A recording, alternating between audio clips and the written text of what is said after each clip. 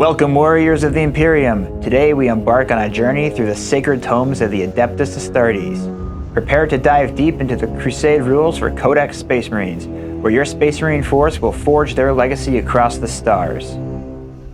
From the first muster to the final battle, we'll uncover the stages, the lore, and the epic tales that define the Crusade. Are you ready to lead your chapter to glory? Grab your bolters, ready your chainswords, and let's dive into the heart of the Imperium.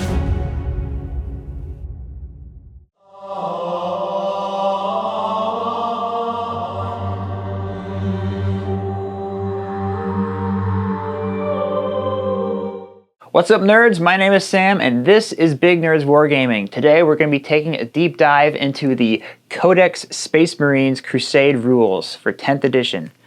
Now, whether you're new to Crusade or a seasoned veteran, by the end of this video you'll have a better understanding of how to crusade with a Space Marine force of your own. Or if you don't play Space Marines, you'll have a better idea of what your opponent might have in store for you next time you face off against the Emperor's Angels.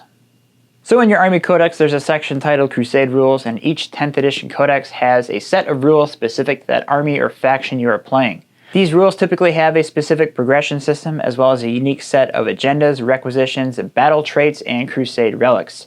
And these are used in addition to the ones found in the core rules, Crusade rules, or a supplement that you're playing, such as Pariah Nexus or Tyrannic War. Now, if you're not familiar with Crusade, I suggest you check out a previous video I did where I provide an overview of Crusade in 10th edition and how to muster a force of your own. Link is in the description. You can check it out right here. The unique Crusade advancement path for Codex Space Marines is called Oathsworn Campaigns. These campaigns are played out over a series of 3 missions in which you earn honor points, which you can then spend at the end of the campaign to upgrade your characters and units. This ranges from Chapter Command to First Company Veterans. And then at the end of the campaign, you start a new Oathsworn campaign in which any unspent honor points is then tallied back down to 0 and you start all over again. Well, that sounds cool and all, but how do you earn these honor points, you might ask? Well, at the end of the battle, if you won the game, you will earn honor points depending on the size of the game you played, as well as completing certain agendas found within the Codex Crusade rules. So there are 3 Oathsworn campaigns that you can undertake, and each one will grant you access to a special requisition for that campaign, as well as a bonus agenda. Now, these bonus agendas are in addition to the 2 that you select before each Crusade mission, which you pick from either the core Crusade rules or the supplement you're playing or your Codex, and then you get access to this 3rd bonus agenda specific to that Oathsworn campaign. The first of these 3 campaigns is called Unflinching Bulwark, where the theme is to take a defensive stance where you as a player are rewarded for keeping enemies out of your deployment zone, as well as holding an objective marker. Usually it's the center, objective marker in no man's land. And then the requisition you can purchase allows you to automatically be the mission's defender. Now, this can be really advantageous in some of these Crusade missions because, as you know, they can be asymmetrical in nature, and you may have a strong preference to be the defender of a particular mission. So this is a great opportunity to take advantage of that and really structure your army around that mission. Next is the Precision Strike campaign, and this is the polar opposite of the first one, in which the theme is about being an attacker. So you get rewarded on taking out priority targets as well as getting in your opponent's deployment zone. And then the special requisition that you get access to, Storm Swift Destruction, which allows you to choose to be the attacker when you are setting up to play a mission. This lets you kind of set up for that precision strike. The last Oathsworn campaign is called The Forging of Legends, and the theme of this one revolves all around characters and your warlord. So the agendas reward you for characters killing other characters, characters killing vehicles or monsters, or your warlord surviving until the end of the battle. And then there is a requisition you can purchase at the end of a battle. If your warlord survived, you can choose any 1 character unit and give them 5 XP. So this would be a great way to quickly level up some of your character units on your order of battle by pursuing this campaign. So let's say you have a Space Marine force and you are going on an Oathsworn campaign. You've just completed 3 missions, you've earned some honor points, and now it's time to spend those points on those sweet, sweet upgrades. Now you have a few options to choose from. So the first of these upgrade options is Chapter Command. Now, Chapter Command lets you promote your character units to become Chapter Command. So For example, a captain can be promoted to become a chapter master, a librarian can become chief librarian, a chaplain can become master of sanctity. You get the idea. So, and these upgrades are unique, meaning you can't have two of the same chapter command in your order of battle, and these also count as battle honor, and they go towards the max limit of battle honors allotted to a unit card. So if you are maxed out and you upgrade chapter command, you'll have to replace a battle honor you already have with a new chapter command ability. And of course, when adding a battle honor to your unit card, don't forget to increase the crusade points total for that unit, because these do count towards crusade points. Now, if you don't want to assign chapter command to your characters, you can also spend honor points on upgrading or modifying your order of battle by promoting your units. So for example, if you were to pick the battle company assignment, you can upgrade a scout type unit to something a little bit more heavy hitting. Similarly, if you choose the first company promotion honor point upgrade, you can trade in a normal unit for like a first company veteran unit or terminators or something like that. And when you do this upgrade, all the XP that was on that unit card transfers over to the new one. So if they're eligible for an upgrade or level up, you get to pick new battle honors for that unit that you've upgraded it to as many times as necessary if they have reached multiple levels.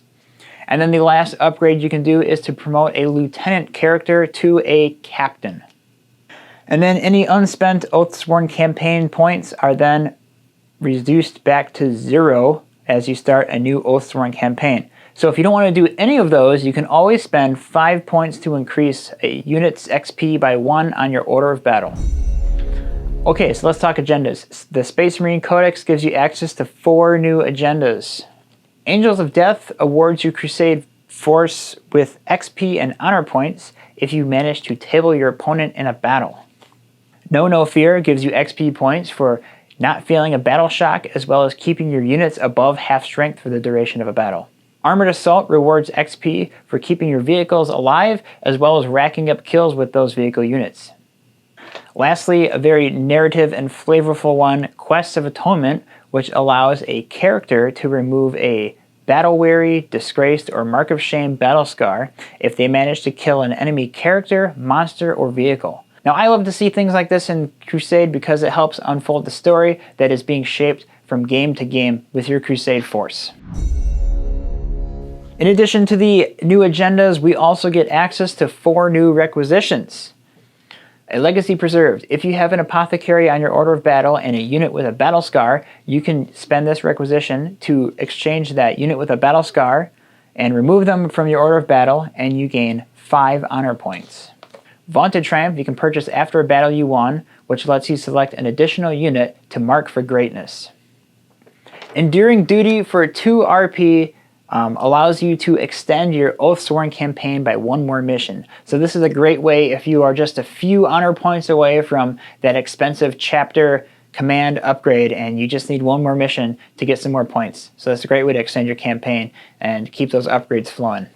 Lastly, my favorite requisition, Even in Death I Still Serve, which lets you take a character that has received 2 or more battle scars and exchange them for an Adeptus Astartes Walker unit. So, they get encased in a dreadnought, and all the XP that that character earned is then transferred over to the dreadnought unit. And when adding a dreadnought unit to your order of battle, you still have to spend the supply needed to add them to your force, but you also get the supply back from the character that you were removing from the order of battle. Also detailed in the Space Marine Codex is an array of battle traits you can select for infantry and vehicle units, as well as some targeted ones for scout and first company veterans. So I'm not going to go over all of these, but they work just like battle traits do for regular Crusade. The last item in these Crusade rules is Crusade Relics. Now these Crusade Relics are a great option for your Space Marine characters because they are designed to work best in a Space Marine army. In this codex, you get access to 3 Artificer Relics, 2 Antiquity Relics, as well as 2 Legendary Relics. Again, I love the narrative fluff that some of these relics have, like for example, the Legendary Relic, Relic of the Primarch, I think it's called. It acts as a aura for units within 6 inches. They get +1 attacks to their melee units. But the interesting thing about this is if the bearer of this relic dies, you place an objective point nearby, and it unlocks a new agenda for the battle that you have to complete. And if you complete it, then everything's okay and units within range get XP. But if you fail to recover this Relic of the Primarch, you actually lose 10 victory points, which could end up costing you the game. And this is just another great example of awesome, fluffy rules and narrative writing, which I love to see in these kind of rules. And I hope that they keep adding more of this kind of stuff as more of these codexes come out, because I think it just adds a whole new aspect to the game and is a lot of fun. There you have it, a full breakdown of Crusade in 10th edition for Space Marines.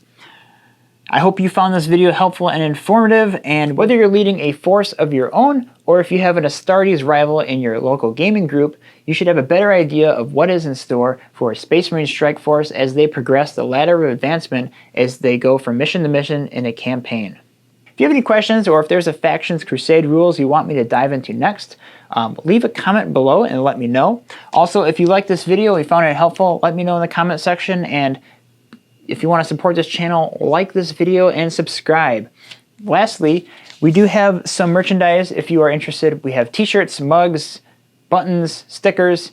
There's a link in the description below. And lastly, if you want to see some Crusade gameplay in action, we did do a Crusade series, Pariah Nexus. There is a video, first video is right here, you can watch. Otherwise, I have a link to the playlist down below. Check those out. They're a lot of fun, and we follow a Necrons Crusade force as we go through the Pariah Nexus Crusade supplement. All right, folks, that's all for this one, and I'm signing off. I hope you can find some time for some wargaming soon. Thanks for watching this video, and I'll catch you in the next one. Bye.